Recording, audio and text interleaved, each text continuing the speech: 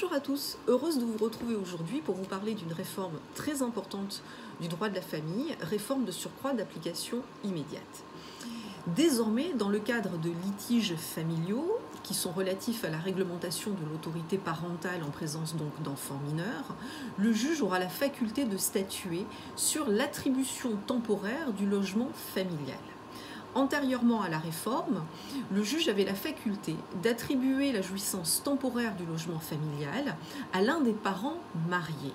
Mais rien n'était prévu dans la loi, dans le Code civil, concernant le cas de parents non mariés. Désormais, le nouvel article 373-2-9-1 du Code civil permet au juge aux affaires familiales d'attribuer la jouissance temporaire du logement familial, donc occupé au moment où le juge statue par la famille, à l'un des parents non mariés, concubins ou tenus par un PACS. C'est une nouveauté importante qui vient combler un vide juridique, puisque antérieurement à cette réforme, le juge n'avait aucun pouvoir sur la question.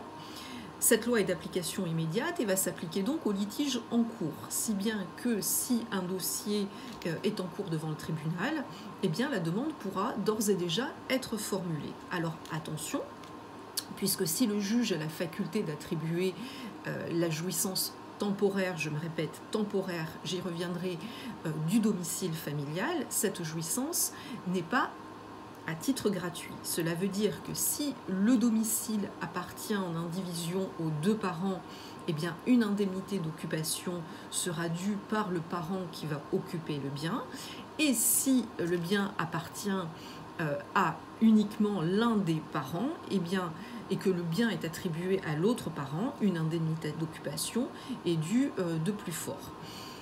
Attention également, puisque cette attribution de la jouissance n'est pas définitive. Cette attribution de la jouissance est uniquement temporaire. La durée est limitée à 6 mois renouvelables, c'est-à-dire que le juge ne pourra attribuer la jouissance du bien que pendant une durée maximum de 6 mois. Et avant l'expiration de ce délai de 6 mois, le parent pourra ressaisir le juge pour faire prolonger la durée de l'occupation. Autre point, cette durée temporaire de 6 mois ne s'applique pas lorsque le parent propriétaire du bien est tenu de payer une pension alimentaire. On va plutôt parler de part contributive à l'entretien et à l'éducation de l'enfant, et que ce paiement prend la forme de l'attribution de la jouissance. On va payer en nature plutôt qu'en espèces, et dans ce cas-là, le délai de 6 mois ne s'applique pas.